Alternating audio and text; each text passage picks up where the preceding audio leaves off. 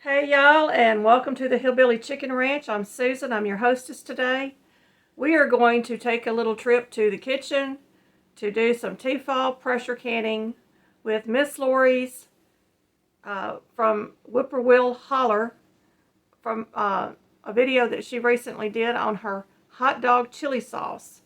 And it looks so good in her video, y'all. I just had to try it out. So today we're going to be doing a double recipe. I will not be giving you all the ingredients in Miss Lori's recipe. You will have to check the link below in the description box and go to her video and look in her description box for the recipe. Now, this is my first time making chili sauce for hot dogs, and I really enjoyed the process. She was very clear on what the ingredients were and how much to use. I did tweak her recipe just a bit to fit my taste, and for my husband's taste also. He likes things a little bit more spicy, so we tweaked it just a tad. And Miss Lori said, make it your own, and you know that I always make it my own anyway. So I hope that you enjoy this little process that I'm going through to produce some canned goods for our pantry, and that you would like, subscribe, and hit the bell for us if you haven't already. Please leave a comment below. We also have our email address available in the description box and our snail mail address. If you would like to drop us a card or a letter, we would really appreciate that. We look forward from hearing from you in many different ways. So let's get started. Well, these are some of the ingredients that I will be using and some that I might use. It calls for ketchup, tomato sauce, tomato paste. It calls for chili powder and beef bouillon. It calls for onion powder. It calls for oregano and cumin. And I've got actually two kinds of oregano out here. I have the Mexican oregano and the regular oregano. And I pulled out cayenne. You could use cayenne in place of the chili powder. You could use Tony Catcher's Creole seasoning probably in place of the chili powder. But Tony Catcher's would have the salt added, so you wouldn't use the salt. And garlic powder, and of course this calls for salt, which I don't have out. Miss Lori's recipe also calls for 2 pounds of ground beef. She didn't specify how lean the ground beef needed to be. I picked up some that was 80%. And this is a little bit over 4 pounds of meat out here because I'm doubling the recipe. And we went to our local Piggly Wiggly and we did the pick 5 for $19.99, which is really the same price as what the ground beef is anyway. And this is probably about 4.5 pounds total in these packages. And I'm going to get my pot ready to go. I've got my jars in the dishwasher washing. I'm going to get my pressure canner out and have it ready to go when I'm ready to can this. So y'all stay tuned. Ready to follow Miss Lori's recipe.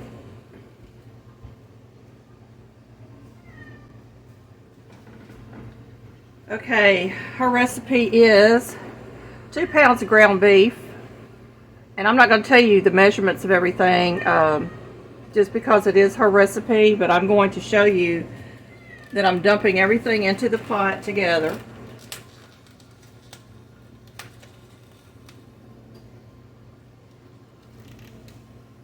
Get this package open. My hands aren't working too good this morning, y'all. That arthritis is kicking up. That's the ground beef.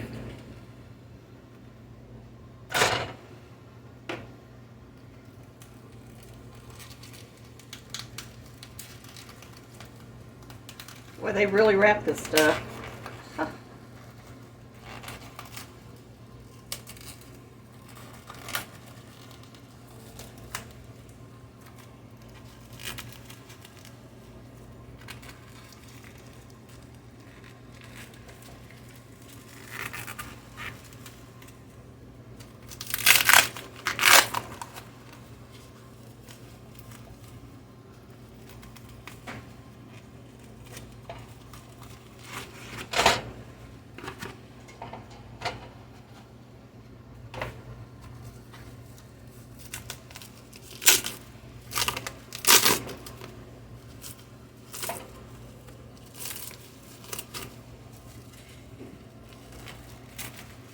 Leave it to me to try to unwrap it the hard way.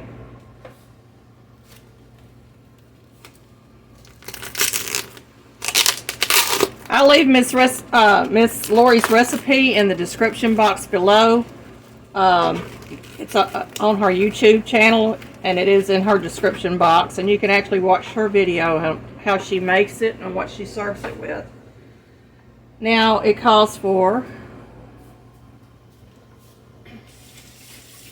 let me wash my hands.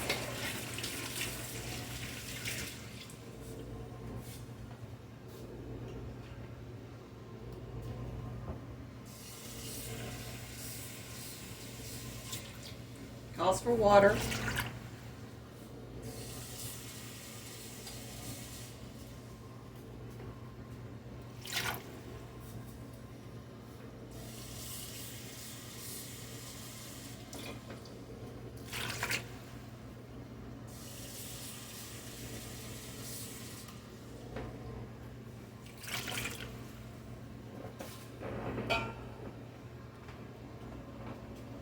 Calls for tomato sauce.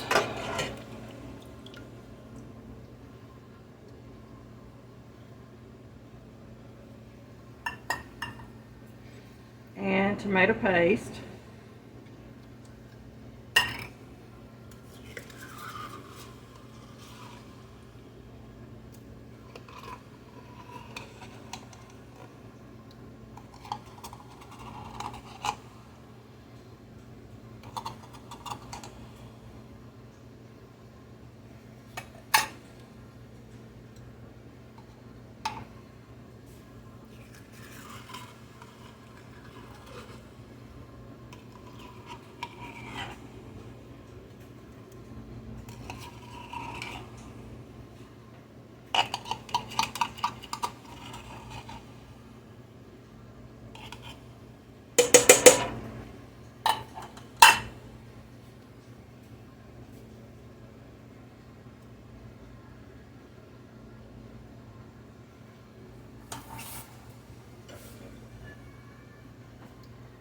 And it calls for ketchup.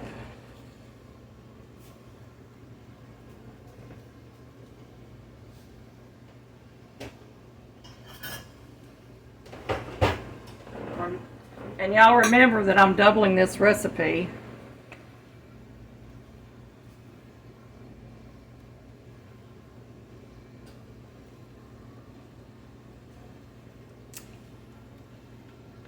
Might help if I take the little deal off the top.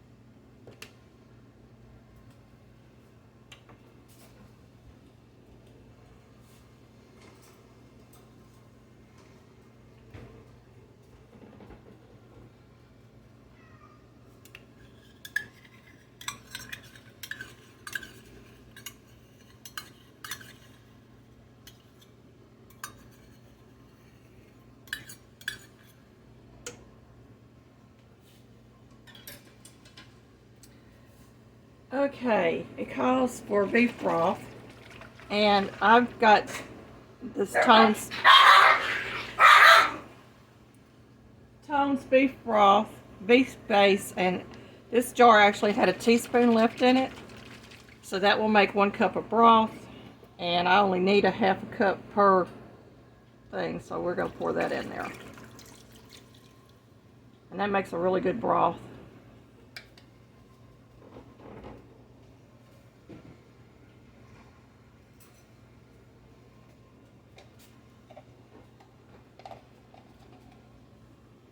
And I'm going to get all that goodness out of this jar.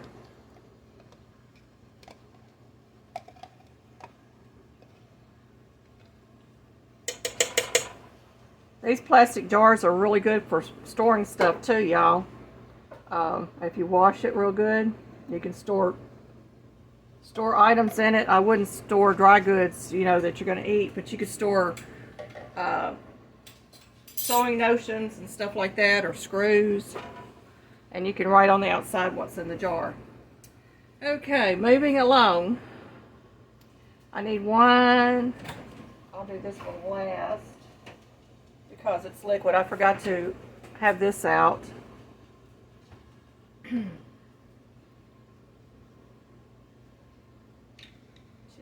powder.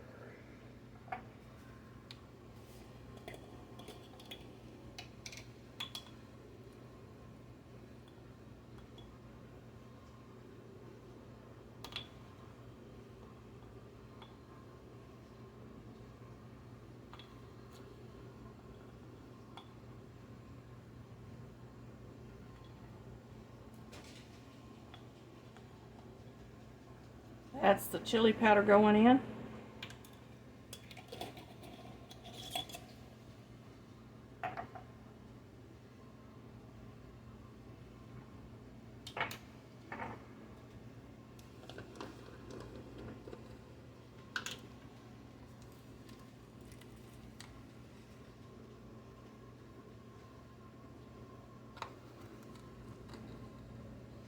And the onion powder.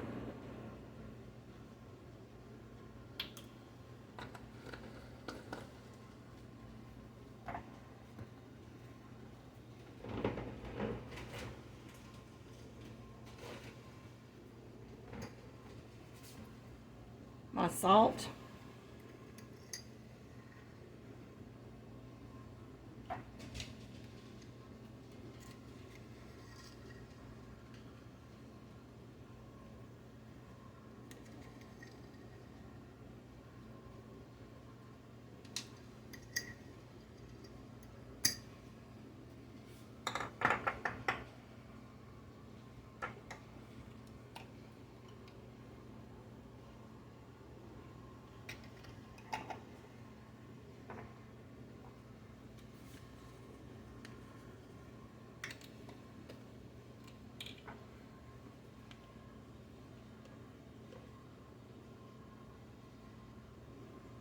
Cumin.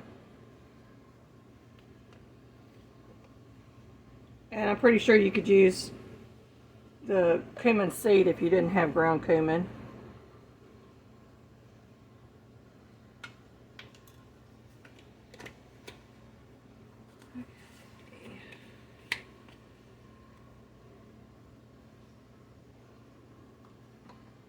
And oregano.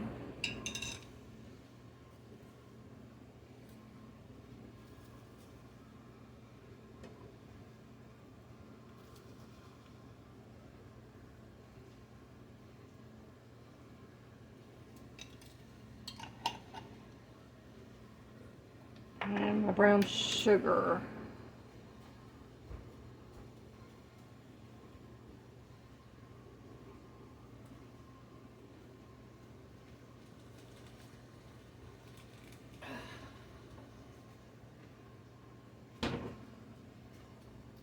If I remember correctly,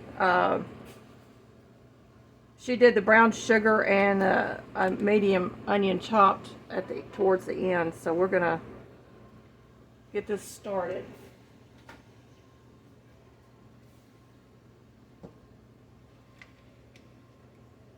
And I'm going to turn my heat up to get it going good. You want to let this simmer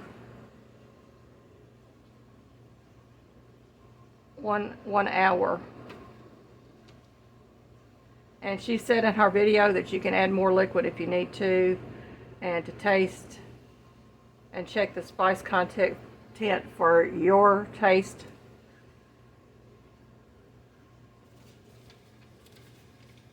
So we're going to get this started. And I'm going to get out something to start mashing up the meat.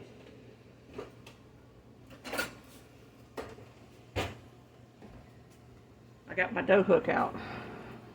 I might get a little messy because this has got a lot of liquid in here. But we want to get that meat broken up.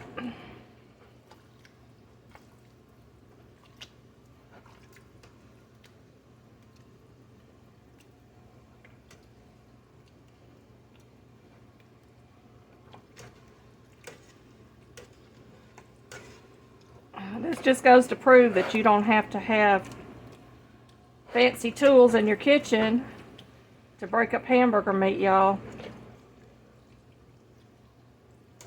It's already looking like chili sauce.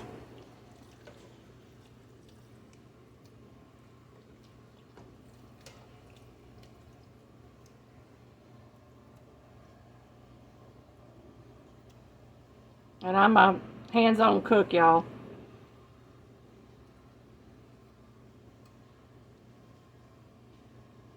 See, I got my hands dirty.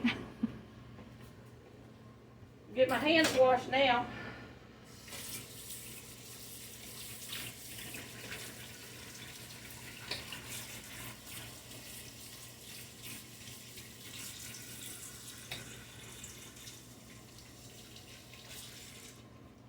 And I forgot to put the Worcestershire sauce in, and it is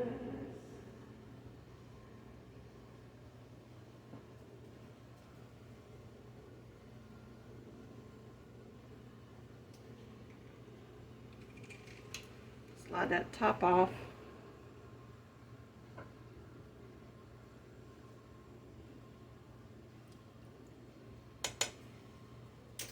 That's why I waited, because I needed my spoon to measure with. Like I said, you could probably add garlic to this if you wanted some garlic in it. I've got it sitting out just in case. You could, in place of the chili powder, maybe use cayenne pepper and maybe use a little bit less. Or you could use the Tony Catcher's Creole seasoning if you wanted to. And we're going to get this cooking, and I'll be back in a little while after it's cooked down. She said about an hour to simmer, but I'm going to bring it up to heat first, and then we're going to cover it and simmer it. Okay, I just added in a tablespoon of garlic powder after tasting Miss Lori's. I think it will just boost the flavor just a tad bit more, even though hers is right on the money. I've added in my brown sugar, and I'm getting ready to put in my chopped onions.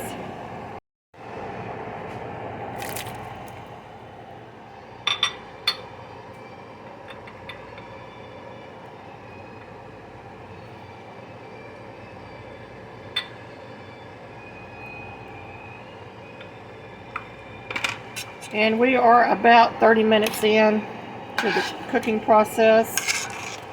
And y'all, this is smelling wonderful. It tastes better than the stuff you get in the cans, I'll tell you that much. And we're going to taste test this again before we can it. But she said if it gets too thick, you can add some more liquid to it. I don't know if mine is going to get that thick. It looked really thick at the beginning. It's looking really good right now. And we're going to just keep letting it cook down. Okay, y'all, I'm going to fill my jars up to just over an inch. An inch would be here. That's just a stain on my jar. An inch would be here. I'm going to go just a little below that to about 1.25 inches to fill my jars.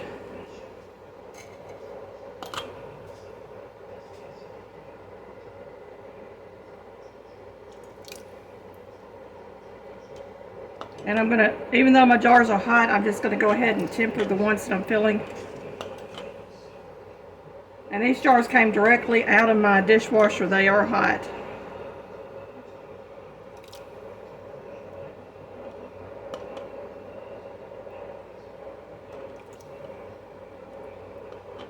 You know, in the old days, they always tempered the jars. I don't know if it was the quality of glass or what, but I remember my mother always tempered her jars before she completely filled them. And that just means putting your stuff in your jar just a little bit slower than you would normally do.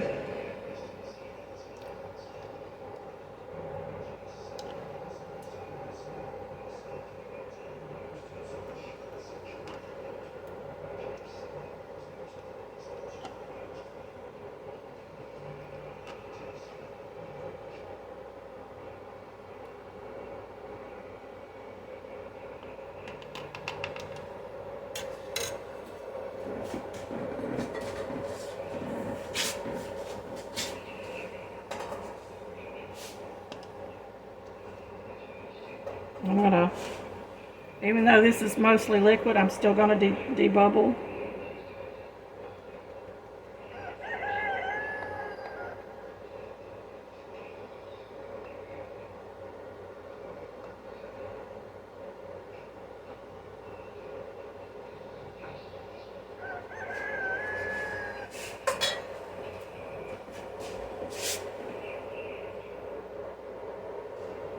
I'm going to clean the rims of my jars really good with vinegar because I'm dealing with meat and I don't want any grease like that on my jars. Did y'all see that? I've got some on the edge of my jar too. And I've got my lids.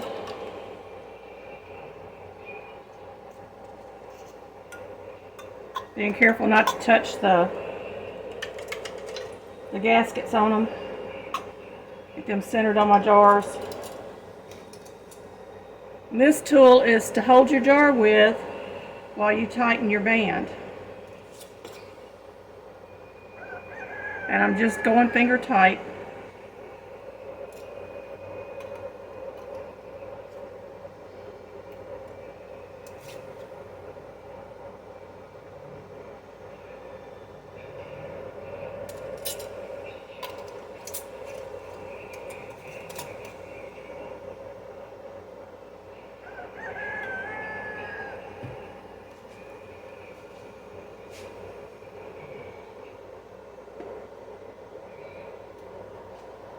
I'm going to go ahead and get them in my canner.